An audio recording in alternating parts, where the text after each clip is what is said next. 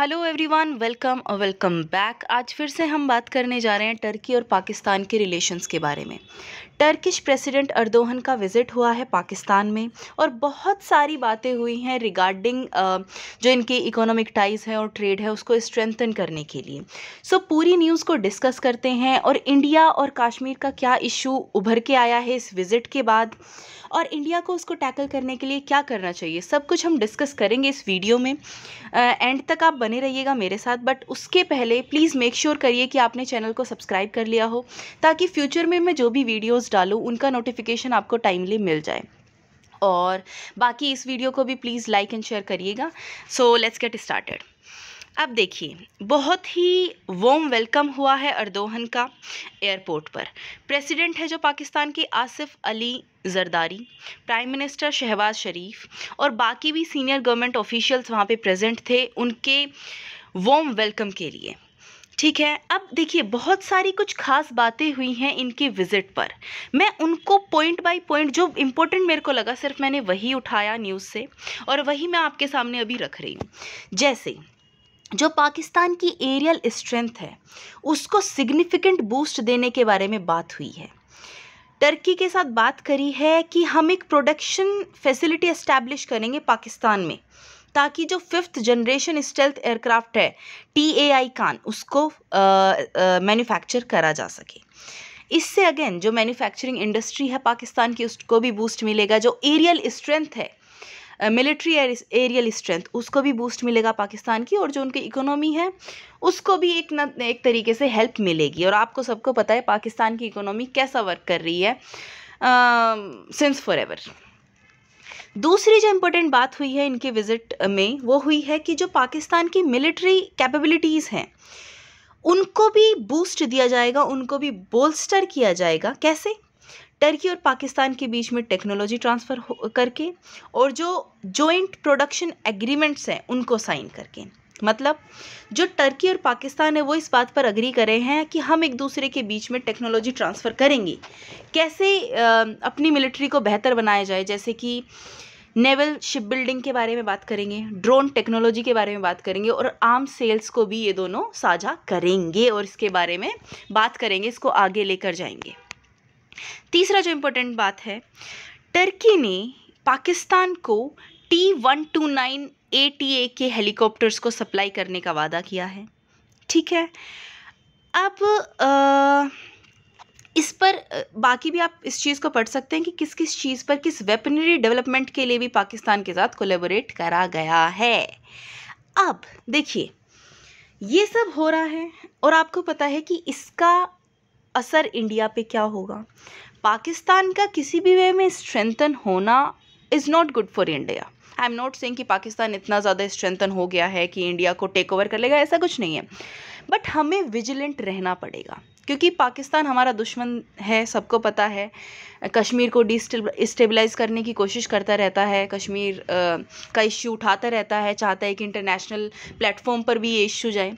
तो ये सब ध्यान में रखते हुए हमें पाकिस्तान और टर्की के जो रिलेशंस हैं इनको भी बहुत ध्यान से ऑब्जर्व करना पड़ेगा, क्या क्या उनके बीच बातें हुई और क्या क्या आगे डेवलपमेंट्स हो रही हैं, मिलिटरीली मान लो या फिर टेक्नोलॉजी ट्रांसफ़र की जो बात हुई है उससे मान लो, या फिर क्या एड भेजी जा रही है। अगर कोई मनी एड भी भेजी जा रही है टर्की के द्वारा पाकिस्तान को, उस पर भी हमें नज़र रखनी पड़ेगी क्योंकि वो पैसा यूज़ हो सकता है, पास्ट में भी हुआ है, कश्मीर को डिस्टेबलाइज करने के लिए। अब देखिए टर्की के जो प्रेसिडेंट है अर्दोगन, उन्होंने फिर से कश्मीर इश्यू को उठाया है और ये बोला है कि इस इश्यू को रिजोल्व करा जा सकता है पाकिस्तान और इंडिया के बीच में डायलॉग से। उन्होंने एग्जैक्ट बोला है the Kashmir issue should be addressed according to the UN resolution through dialogue. मतलब कि जो कश्मीर का इश्यू है उसको एड्रेस करना चाहिए UN रेजोल्यूशन के थ्रू और दिमाग में रखनी चाहिए जो कश्मीर के लोग हैं उनके एस्पिरेशंस को। दूसरा उन्होंने बोला है कि हमारा जो स्टेट है, हमारा जो नेशन है, जैसे कि पास्ट में भी रहा है और अभी भी है, stands in solidarity with our Kashmiri brothers today. मतलब कि हम कश्मीरी लोगों के साथ पास्ट में भी थे, अभी भी हैं और हमेशा रहेंगे। सो ये एक तरीके से इस्लामिक ब्रदरहुड की यहाँ पे बात करते हैं। लेकिन अगर आपने मैंने वीडियो बनाया था काफ़ी पहले, जिसमें मैंने बताया था कि हमारे जो एक्सटर्नल अफेयर्स मिनिस्टर है एस जयशंकर जी, उन्होंने बोला था कि कश्मीर का इशू हमारा पर्सनल है और हम इस इशू को इंटरनेशनल प्लेटफॉर्म पे ना ही डिस्कस करना चाहते हैं और ना ही करेंगे। अगेन वही बात हो जाती है कि कश्मीर हमारा है तो हम कैसे हैंडल करें, इट्स अप टू अस। अब इस इशू को फिर दोबारा देखिए, कुछ दिन पहले ना टर्की को ह्यूमैनिटेरियन एड भेजा गया था इंडिया की तरफ से। तो 2024 में यूएन का जो प्लेटफॉर्म है उस पर कोई इश्यू नहीं उठा था कश्मीर का टर्की की तरफ से। लेकिन अगेन चीज़ें टेम्पररी होती है, क्योंकि टर्की हमेशा पाकिस्तान की ही साइड रहा है और हिस्ट्री इस चीज़ का गवाह है। फ्यूचर में भी शायद यही होगा। बाकी डिप्लोमेटिक रिलेशंस में जो होता रहे वो होता रहता है। बट हाँ, अब आप बोलेंगे कि टर्की क्यों इतना कश्मीर के इशू को उठाता है और पाकिस्तान की साइड लेता है इतना ज़्यादा। देखिए, इस्लामिक ब्रदरहुड के साथ साथ एक और फ़ायदा है टर्की का पाकिस्तान से जो उसको लेना है, वो क्या है? Cyprus issue. जो टर्की है वो चाहता है कि जो साइप्रस है वो 2 देशों में बढ़ जाए और जो नदर्न साइप्रस है उस पर फिर होल्ड होगा टर्की का। ठीक है, बेसिकली 2 हिस्सों में बांटना चाहता है और यही उनकी लॉन्ग टर्म स्ट्रेटजी रही है। अब टर्की इकलौता देश है ऐसा जो नदर्न साइप्रस जैसे देश को मानता है, मतलब उसने 2 डिवाइड कर दिया साइप्रस को और नदर्न साइप्रस को एज एन इंडिपेंडेंट कंट्री वो दर्जा देता है। अब सिर्फ टर्की के उसको रिकग्नाइज़ कर लेने से कुछ नहीं होगा। टर्की को चाहिए कि बाकी भी देश आएँ और वो नदर्न साइप्रस को रिकग्नाइज़ करे एज एन इंडिपेंडेंट कंट्री। इसी के लिए बार बार टर्किश जो प्रेसिडेंट है वो अर्ज करते हैं पाकिस्तान और बाकी नेशंस को कि वो लोग अगर नदर्न साइप्रस को रिकग्नाइज़ करते हैं तो ये चीज़ इंटरनेशनल प्लेटफॉर्म पे लाई जा सकती है और साइप्रस को डिवाइड करा जा सकता है। अब पाकिस्तान ने इस इश्यू पे क्या बोला, जैसे कि अपने अर्दोगन जी ने बोला कि कश्मीर इश्यू को रिजोल्व करना चाहिए, उसी तरीके से पाकिस्तान ने भी बोला कि हम भी फुल्ली सपोर्ट करते हैं जो नदर्न साइप्रस का कोज है और we fully stands by Turkey on this matter. ठीक है, अब देखिए, सिर्फ फुल्ली स्टैंड या फिर फुल सपोर्ट देने से कुछ नहीं होगा। You have to officially recognise that Northern Cyprus is an independent country, तभी कुछ बात बन पाएगी और यही अल्टीमेट गोल है टर्की का। बट पाकिस्तान वो नहीं कर रहा है। अभी देखिए, ये 2021 की न्यूज़ है ANI की और अभी 2025 चल रहा है कि पाकिस्तान में recognise Turkish Republic of Northern Cyprus, लेकिन ये तो अभी तक नहीं हुआ है। अभी तक सिर्फ फुल सपोर्ट ही दिया जा रहा है, रिकग्नाइज अभी भी नहीं किया गया है। तो क्यों ऐसा हो रहा है? क्योंकि डिप्लोमेटिक तरीके से दोनों कंट्रीज़ खेल रही हैं। पाकिस्तान क्या चाहता है? पाकिस्तान का मेन एम क्या है? आपको क्या लगता है? किसी के पास पैसा नहीं होता, उसको पैसा ही सब कुछ लग रहा होता है, क्योंकि पैसे से एक तो उनकी इकोनॉमिक जो कंडीशन है वो थोड़ी सही हो जाएगी। दूसरा, इंडिया में भी जो कश्मीर में उनको डिस्टेबलाइज करने वाली जो सिचुएशन को लेना आना, मतलब अशांति जो फैलाना चाहता है कश्मीर में, उसके लिए भी तो पैसा चाहिए ना, उसके लिए भी तो फंडिंग चाहिए।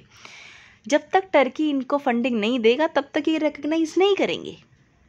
और टर्की क्या करता है? बाकी सब तरीके से इनके बीच में ठीक है रिलेशंस हैं, ट्रेड, इकोनॉमिक टाइज हैं, वैसे भी एक दूसरे को सपोर्ट ये बहुत ज़्यादा करते हैं। बट टर्की एज सच कोई मॉनेटरी जो फंडिंग नहीं देता है पाकिस्तान को। ठीक है, बट इन फ्यूचर क्या पता टर्की के लिए नदर्न साइप्रस ऑफ कोर्स बहुत ज़्यादा इंपॉर्टेंट है, बट क्या पता उसको रिकग्नाइज करवाने के लिए टर्की कर भी दे। देखिए, नॉट जस्ट पाकिस्तान, जो टर्किश प्रेसिडेंट है वो मलेशिया और इंडोनेशिया में भी जाके सेम कोज को मनवाना चाहते हैं। मतलब वहाँ पे जब विजिट हुई वहाँ पे भी उन्होंने सेम कोज को उठाया कि जो नदर्न साइप्रस वाला इशू है। तो अगर ये 2, 4, 5 जितने भी कंट्रीज़ हैं ये मिलके अगर बोल दे कि हाँ we recognise Northern Cyprus as an independent country, तो टर्की का बेसिकली काम हो जाएगा। बट पाकिस्तान ये तब तक नहीं करेगा जब तक उसको कुछ पैसा नहीं मिल जाता, क्योंकि गिव एंड टेक का रिलेशन होता है, ऐसा नहीं होता अगर आप सिर्फ सपोर्ट दे रहे हैं तो हम भी सिर्फ सपोर्ट ही देंगे। ठीक है, ऑन ग्राउंड रियलिटी क्या है वो डिफरेंट होती है। बट बात क्या है ना, अगर ये हो जाता है, अगर टर्की पाकिस्तान को कुछ ऐसा हेल्प या फिर कुछ ऐसा फंडिंग दे देता है जिससे पाकिस्तान उसके प्रेशर के नीचे आ जाए और फिर रिकग्नाइज़ कर ले नदर्न साइप्रस को, तो इंडिया के लिए भी फिर बहुत ज़्यादा कंडीशंस खड़ी होंगी, सिचुएशन खड़ी होगी, क्योंकि फंडिंग अगर आएगी टर्की की तरफ से तो पाकिस्तान सबको पता है उसको कश्मीर के ऊपर यूज़ करेगा ही करेगा, इंडिया के खिलाफ यूज़ होंगी ही होंगी।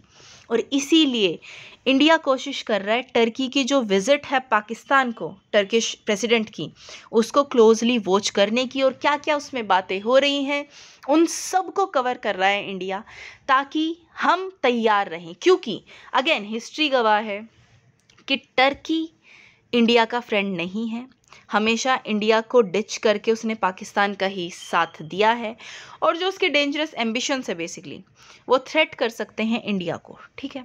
इसीलिए हमें रेडी रहना होगा कि अगर टर्की और पाकिस्तान कुछ ऐसा कदम उठाते हैं साथ में, और जैसे कि मैंने डिस्कस भी किया कि मिलिटरीली जो सपोर्ट मिल रहा है, ड्रोन मैन्युफैक्चरिंग की बात हो रही है, नेवल सपोर्ट मिल रहा है, नेवल एक्सरसाइजेस हो रही हैं, तो इन सब को देखते हुए इंडिया को तैयार रहना चाहिए कि अगर कोई भी डिस्टेबलाइजिंग की कंडीशन आती है या फिर ये लोग कोशिश करते हैं इंडिया में इन्फिल्ट्रेट करवाने की, यहाँ पे अशांति फैलाने की, तो हम उसके लिए पहले से रेडी रहें और उस चीज़ को टैकल कर सकें। बाकी this was the video for you guys, I hope आप सबको समझ में आई हो, एंड अगर आई है तो प्लीज़ 1 सेकंड लगेगा आपको लाइक करने में, शेयर करने में और चैनल को सब्सक्राइब करने में। मैं फ्यूचर में भी अच्छी अच्छी वीडियोस लेके आती रहूँगी। कोई भी इशू आपको लगता है कि ये समझ नहीं आ रहा है, वो भले कितना पुराना कितना नया इशू, आप कमेंट सेक्शन में लिख दीजिएगा, मैं उस पर वीडियो बना के आपको एक्सप्लेन कर दूँगी। एंड बाकी कुछ भी आपके सजेशंस हो आप कमेंट सेक्शन में लिख सकते हैं। And this was a video for you guys, I hope you loved it, and bye bye, take care.